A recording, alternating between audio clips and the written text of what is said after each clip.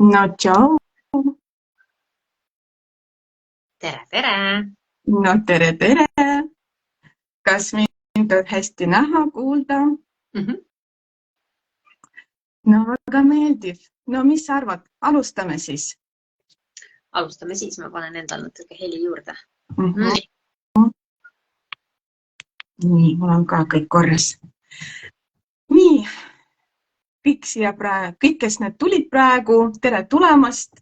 Me alustame meie laivi ja selline huvitav teema, selline asjakohane teema praegu, ehk siis kooli minek, kellel esimest korda, nagu minu lapsel, kellel mitte nii esimest korda, nagu võib-olla ma tean, et sinu lastel, aga tahaks rääkida sellest olulisest sündmusest ja tahaks rääkida ka sellest, et kuidas ikkagi selleks ette valmistada ja kuidas tunda ennast mugavalt ja hästi enne selle uue ja põneva kindlasti perioodi algust.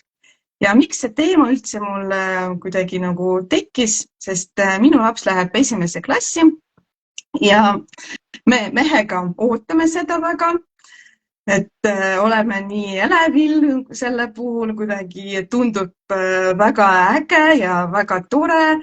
Ja kui me jagame seda nii-öelda oma rõõmu oma sugulastega või oma mingisugust nagu tuttavatega, siis seal vahest tuleb selline kommentaar või selline nagu tagasiside meile, et no ja eks siis varsti see kerge elu lõpebki, eks siis valmistage ette, et natuke selline negatiivne tagasiside, mulle vähemalt tundub niimoodi.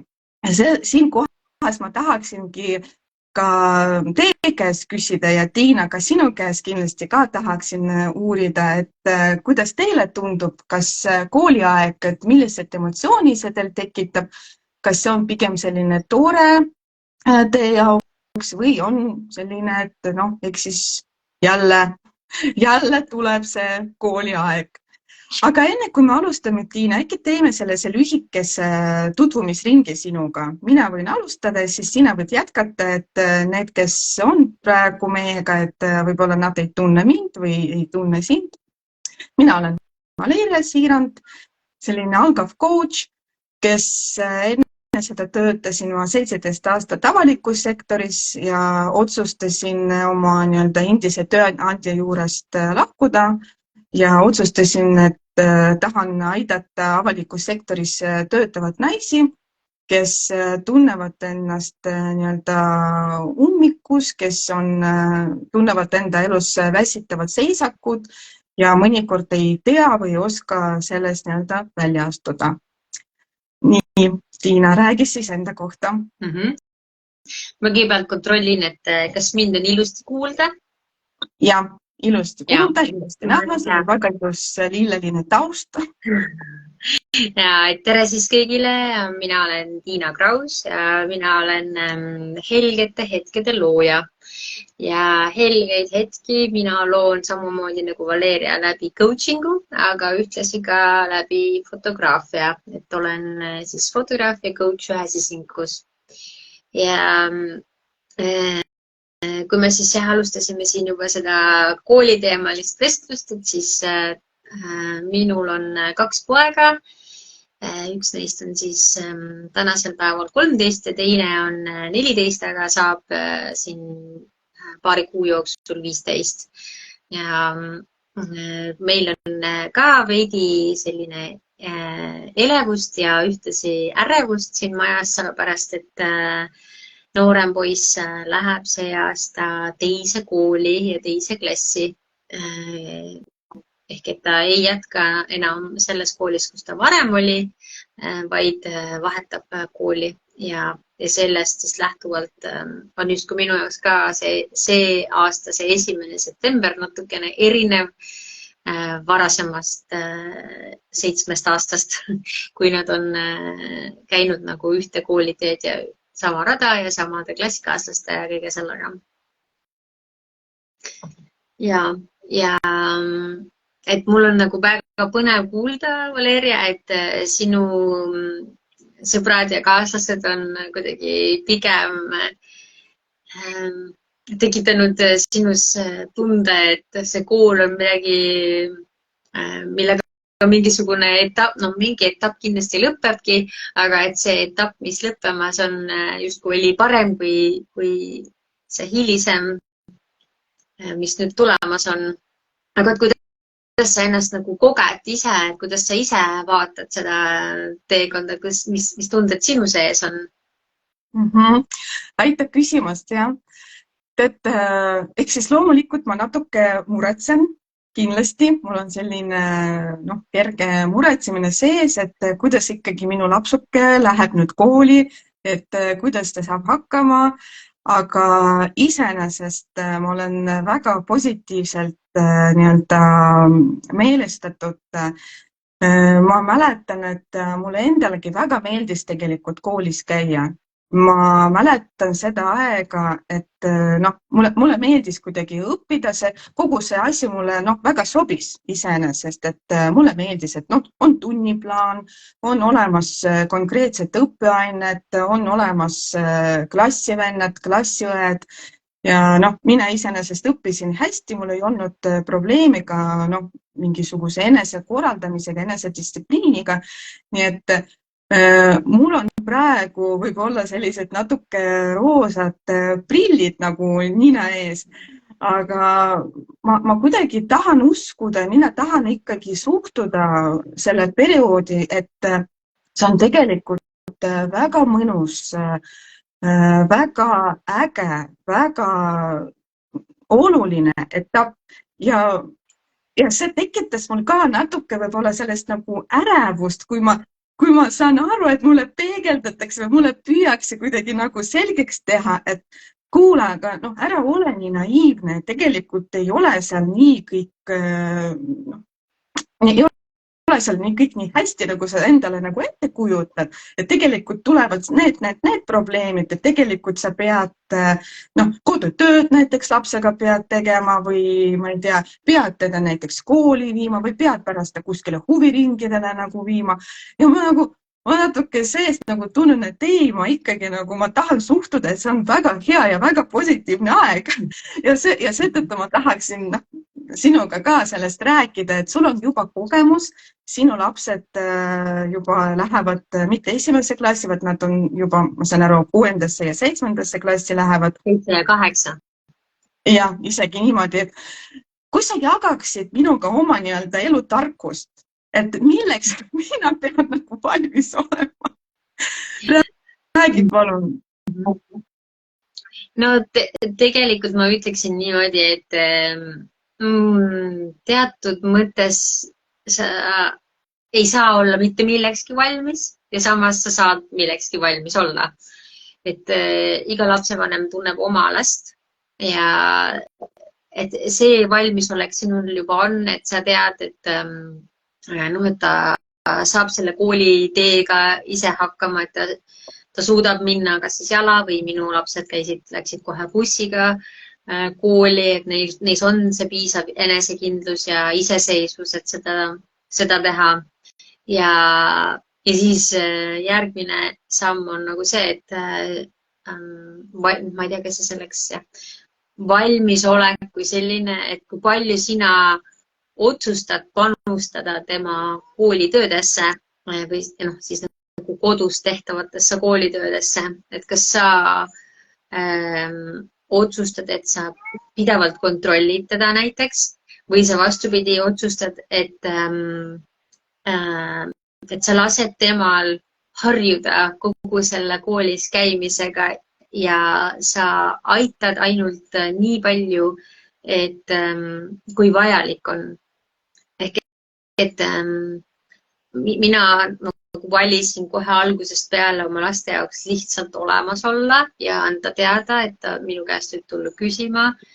Ja loomulikult ma natuke tuletasin üht või teist asja meelde, aga ma ei ole tänase päevani valinud olla see, kes kogu aeg kontrollib. Nii et mina olen oma vanemliku kasvatusstiili siis teinud selle lähtekoha alusel, et see koolis käimine ja õppetöö on nende vastutada. Ja nad õpivad alguses seda seal, et kuidas kohusetundlikkust õpivad, mis siis juhtub, kui esimestes klassides hindeid nagu nii väga ei panda, aga mis siis juhtub, kui sa saad 2 ja ma ei ole sellest ka mingit suurt draamat nagu teinud, ehk et minu lapsed nagu ütlevad, et sa oled siuke chill ema, on ju. Sest et jah, nagu see on nende nagu hoolitseda, aga mis siis veel esimese klassi puhul, tegelikult mul on nagu väga nõus sinuga, et võikski olla elevuses sellest, et laps läheb kooli, aga see elevus minul kui üksikvanemal 2 lapsega tegelikult tekkis sellest teadmisest, et lapsed saavad hakata olema rohkem omapäi, ehk et nad õpivad rohkem iseseisvust ja see lõi ju tegelikult ka nagu rohkem nagu võimalusi, mitte küll esimeses klassis, aga järgmistes klassides mulle. Seega, et nagu kogu see esimene klass justkui olekski iseseisvuse õpetamine ja sellel fookuse hoidmine, et kõik need asjad tuleb sulle endal nagu ära teha ja hakkama saada nendega. Ja see iseseisvus on väga huvitav teema ja sellesse võib erinevalt suhtuda ja igaüks võtab sellest nagu midagi enda jaoks. Ja ma küsiksin siin kohas nende käes, kes praegu kuulevad meid, et kuidas teil iseseisvusega on? Kas te annate lastele nii-öelda iseseisvust või te pigem kontrollite neid? Et palun kirjutage siia kommentaaridesse, me oleksime väga tänulikud teile, kui te kirjutaksite siia. Te võite enda lapsepõlvest tegelikult meenutada, kui teil ei ole veel lapsi, aga kuidas teil oli teie kooli ajal? Kas vanemad pigem kontrollisid teid? Kas nad küsisid kõike teie käest või kas sa tegid kodutööd või sa ei teinud kodutööd või siis oli pigem selline nagu vabam nagu hing, et ise tead nagu kuidas hakkama saad, et lapsevanem on loomulikult nii-öelda toetab, kui vaja, aga tegelikult see on sinu vastutus ja sina pead iseseisev olema. Väga huvitav teema ka minu jaoks selles mõttes, mina mäletan ennast kui tegelikult väga iseseisvana lapsena. Et ma mäletan, et esimeses klassis minu ema sai minuga ainult 2 nädalat olla, võttis puhkust ja siis ta oligi minuga 2 nädalat ja siis peale kooli mina tulin nii-öelda koju ja olingi nii-öelda täitsa iseseisev, tegin endale süüa, tegin ise selles mõttes nagu, kui oli vaja pärast, kui me räägime hiljematest klassidest, kodutööd, aga ma ei mäleta, et ema oleks kunagi näiteks kontrollinud, nagu praegu me räägime e-kool. E-kool on olemas, lapsevanem võib tegelikult vaadata sinna ja oma last nii-öelda järele kontrollida, kas on tehtud või ei ole tehtud. Ma ei tea, Tiina, kas sina kasutad seda nii-öelda tööriista oma laste nii-öelda kontrollimiseks, aga kunagi seda võimalust ei olnud minu lapsepõlves ja ma ei mäleta, et ema oleks kontrollinud mind, et aitas küll kindlasti, aga ma kuidagi mäletan, et mina olin täitsa selles mõttes iseseisev ja kui me räägime iseseisvusest, siis 3.-4. klassis ma isegi juba käisin ise nagu hambaarsti juures, sest emal ei olnud võimalust mind kuhugi viia kesklinna ja see oli täitsa tegelikult normaalne, see oligi meie reaalsus. Et praegu selline nagu vastupidine mõnikord efekt, et lapsed näiteks ei oskagi ühistransporti kasutada. Kogu aeg lapsevanemad viivadki neid autodega kooli ukseni, pärast võib-olla tulevad neile ka järele, et ma ei mõista hukka absoluutselt, et ega mina ka planeerin oma last esimeses klassis kindlasti niimoodi kooli ukseni saata. Aga kui me räägime sellest niimoodi järelekontrollimisest, et kuidas sina teed, Tiina, kas sa kasutad seda e-kooli või mis sinu nii-öelda kombed on? Et nagu ikkagi esimestes klassides jah, on kergem ja mul ei olnud ka väga vaja midagi silma peal hoida, aga ütleme 5. klassist alates läheb lastel raskeks ja tegelikult näiteks eelmine aasta, kui minu noorem poeg oli 6., siis tal ikkagi tekkisid juba väga konkreetsed raskused seal ja ma mitte lihtsalt ei jälginud, vaid vastupidi, mul oligi vaja hakata sekkuma sellesse protsessi, et sekkuma alguses siis kergete meeldetuletustega, aga hiljem siis pakkudes talle abi, et kuidas mina saan aidata sind, et sul püsiksid need asjad meeles ja need asjad saaksid tehtud. Ja ehk et see üks asi, mida Valeria siis saab panna endale nagu valmisolekuks, on see, et siin nende 12 kooliaasta jooksul sinu laps muutub väga-väga palju nagu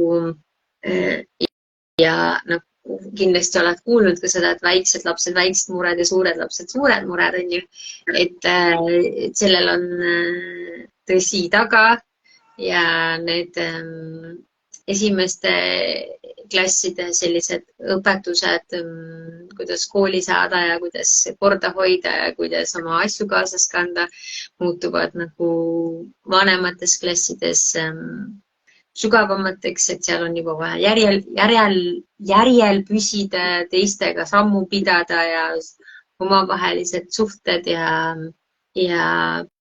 koolistress ja tegelikult seal on nagu väga-väga palju, mis edasi tuleb ja minu lapsed juba ei ole veel üldsegi mitte keskkooli lõpetamas, nii et ma ei tea veel kõike, mis seal tulevik toob, aga põhiline siis hoida fookus tegelikult on ju iseendal, et kuidas sina püsid rahus ja millise rolli sina oma lapse osas võtad, et nagu ma ütlesin, et mina ei ole varasemalt olnud suur valvur neile, on ju, aga et sellepärast, et ma olen otsustanud, et mina ei olegi neile ka õpetaja ja ma olen neile lapse, mina olen neile ema ja kui on vaja õpetada, et siis see tuleb kuskilt nagu outsource ida välja, kuskilt leida nagu keegi, kes neid aitab.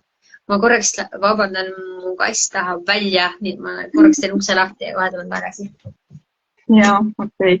Aga ma siis küsin nii kaua teie käes, kes te veel olete, et nagu Tiina juba mainis, et tema püüab ka oma ressurssi ikkagi hoida, et tema oleks ikkagi ressurssis, et kuidas teil on, mis meetodid teie kasutate, et te jääksite ressurssi, mida te teete enda jaoks, et oleksite selline, kuidas ma ütlen, klaas ikkagi oleks pool täis, mitte pool tühi.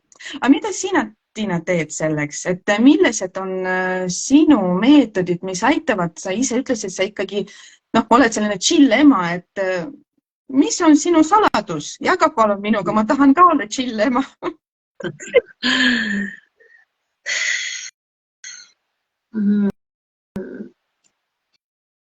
No mina võtan aega iseenda jaoks.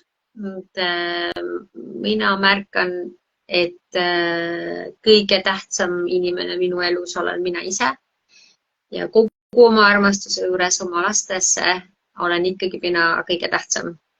Seega kõigepealt ma jälgin enda enesetunnet ja ja eriti kuna ma olen olnud lastega väga pikalt üksi, siis ma olen pidanud õppima ja ka lapsi õpetama, et on hetki, kus mina ütlen, et nii, nüüd ma ei jaksa või et ma lähen nüüd korra pikali või et emmel on hetke vaja ja nad aktsepteerivad seda ja lubavad nagu minul ka siis võtta nagu aega maha. Ja teine asi on see, et ma tegelen siis nende asjadega, mis mulle head meelt ja head tunnet tekitavad, et mulle meeldib lugeda ja mulle meeldib enesereflektsiooni mõttes kirjutada midagi, mulle meeldib inimestega suhelda, et siis ma jätan nagu igasse nädalasse aega, et mina saan tegeleda oma asjadega.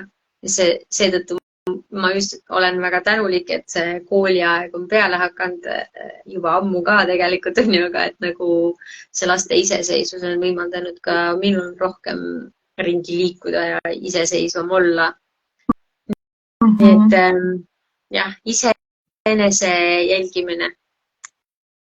Ja, see on väga oluline, eks me siis jälle laivist laivi ikkagi jõuame selle järelduseni, et enese hoidmine on tegelikult väga oluline, et sa pead ikkagi ennast märkama, sa pead ikkagi ennast armastama ja kui sa seda ei tee, kui sa ei taasta oma ressurssi, siis paraku see ei ole ka ressurssis oma laste jaoks. Ja kui rääkida näiteks selline ka huvitav teema, huviringid, mulle tundub, et mina tean väga paljud vanemad panevadki oma lapsi igasugustesse huviringidesse, mis on iseenesest tegelikult arusaadav ja tore, et püüavad ikkagi nagu laste vaba aega võimalikult niimoodi organiseerida, sisustada ja kui laps on juba selles vanuses, kus ta saab ise näiteks huviringi minna, siis on tegelikult tore iseenesest. Aga kuidas sul on ja kuidas sina suhtud sellesse, et vahest need huviringid võtavad nii palju energiat tegelikult, et tekib ikkagi küsimus, kas sina tahad, kas sina viitsid oma last sinna huviringisse nagu viia. Et kuidas sinu seisukoht selles osas? Kuidas sul huviringidega on?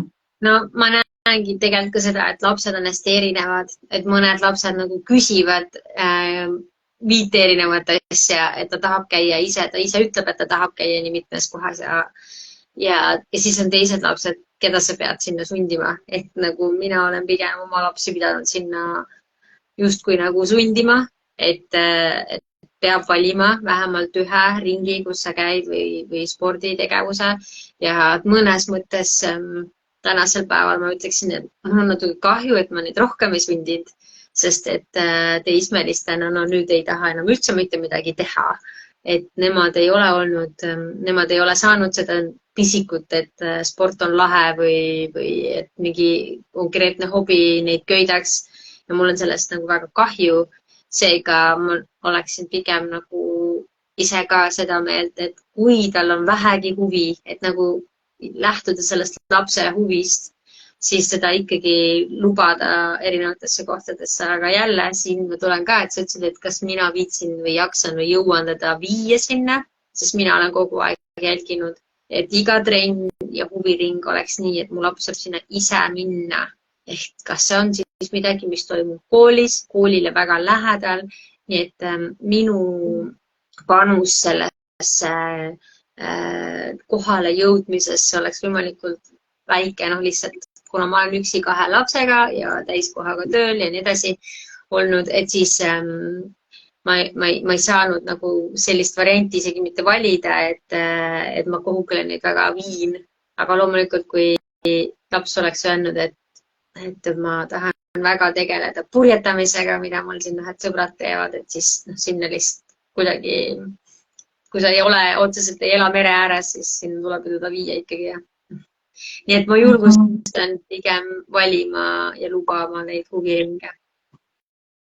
No ja, aitäh sulle. Siin kohas ma küsiksin ka nende käes, kes kuulavad meid, et kuidas teie suhtute huviringidesse, et kas teie lapsed käivad mõningas huviringis, ja kuidas kas see võtab teilt palju energiat ja mis põhimõtte järgi te valite seda huviringi, et enda näitel ma võin ka öelda, et mul laps tegeleb ujumisega, tegelikult üsna ammu juba tegeleb ja ma ka ikkagi püüdsin seda niiviisi kõik organiseerida, et esiteks ei võtaks temalt palju energiat, sest ta käis küll lasteaias, aga see tegelikult väsitab ja kui näiteks peale lasteaeda või peale kooli ta peab üsna tihti veel kuskil huviringides käima, ehk siis peab loomulikult oma last ka jälgima, kas ta jaksab, kas see pakub talle huvi ja kas ta jõuab ka koolis oma asju teha, sest jällegi selle teema tagasi tulla, et vanemad nad kuidagi püüavad nende huviringide kaudu oma mingisugused ambitsiooni nagu realiseerida, et vahest ongi niimoodi, et näiteks lapsepõlves sina või mina või kes iganes näiteks ei saanud seda ja siis sa tahad loomulikult oma lapsele seda pakkuda ja sa lähed natuke nagu hoogu sellega, võib-olla laps ei tahagi seda, võib-olla ta ei jaksa, võib-olla tal ei olegi nii palju vaja seda. Aga mõnikord vanemad natuke nagu push ivad seda ja nad niimoodi jõuga panevad. Et siin ma olen sinuga täitsa päri, et tasub ikkagi seda jälgida, mis sinu laps, kas ta jaksab või ta ei jaksa, kuidas ta seda tahab ja nii edasi. Üldse selline õhinapõhine õppimine ja tegutsemine on suurepärane, et lihtsalt olla kohal oma lapse jaoks ja kuulata teda ja jälgida teda ja olla see, kes seda toetab ja julgustab nendes tegemistes, aga mitte siis nagu olema see, kes kogu aeg sunnib millekski. Et see on ka olnud nagu see, mida mina olen silmas pidanud, et märgata nende tugevusi ja siis nende huvisid. Kuule, aga ma vaatan aega ja hakkame vaikselt äkki otsad kokku tõmbama. Ja ma ütlen sulle, mida ma võtaksin meie tänasest vestlusest kaasa. Et ma võtaksin selle mõtte, et jah, kogu see periood kindlasti ma ikkagi jään selle juurde, et see on väga äge, väga põnev, väga lahe ja ma võtan selle mõtte kaasa, et jah, minu laps muutub ja kindlasti tulevad, ma ei taha öelda raskused või probleemid, ma tahan need nimetada väljakutseteks. Kindlasti tulevad väljakutsed nii mulle kui lapsevanemale, nii talle kui isiksusele, et iseseisvus kindlasti, et ikkagi lasta lapsel olla iseseisev, kus ta tahab olla ise, las ta teeb ise, mitte teda kontrollida väga, aga samas ikkagi anda lapsele teada, et sina oled tema kõrval, et sina aitad teda, et tema võib ikkagi oma muredega sinu poole pöörduda ja sellised mõtted ma võtaksin tänasest vestlusest kaasa ja need, kes te olete täna meiega või kes need järele kuulavad seda laivi, te kirjutage palun ka kommentaaridesse, et mis mõtted kõnetasid teid, et mida teie võtaksite meie vestluses kaasa? Või äkki mõningad teemad, mis me Tiinaga täna ei puudutanud, aga teie peate need väga olulisteks, et me oleksime väga-väga tänulikud teile tagasiside eest. Tiina, tahad sa midagi lisada praegu? Ja ma tegelikult tahaks lisada vägagi ühe suure taipamise, mille mina eelmise õppeaasta jooksul siis sain, et kui tänane koolisüsteem on üsna tugevalt ikkagi hinnete keskne ja kui su lapse hinded hakkavad millegipärast allamäge veerema, et siis on kindlasti see hetk, kus nagu tähelepanu ja fookus tõmmata oma lapse peale, aga et lapsevanemana sellest pingest nagu lahti lasta, et ega see hinne ju ei määra minu mõistes, see hinne ei määra tema elu ega tema olemust ja lasta sellest täielikult lahti. Ehk et ma mõtestasin enda jaoks läbi selle, mida minu laps minu jaoks võiks ja peaks koolist õppima. Ja loomulikult ma mõtlesin, et igasugused teadmised, nii baasteadmised kui ka enamad teadmised on toredad, aga tegelikult minu jaoks, minu laps õpib koolis kohusetundlikkust, iseseisvust, teiste inimestega suhtlema, kokkuleppeid sõlmima, kellaaegasid järgima, planeerima oma päevi ja kui ma tõin fookuse nendele elulistele aspektidele, siis oli nii palju kergem lubada tal nagu kõiki neid protsesse või seda kooli õppimist teha siis nii, nagu ta tegi, sest et hinne, see on hinne, see on number, see ei määra teda, aga kas need oskused ta sealt koolist omandab, seda kindlasti.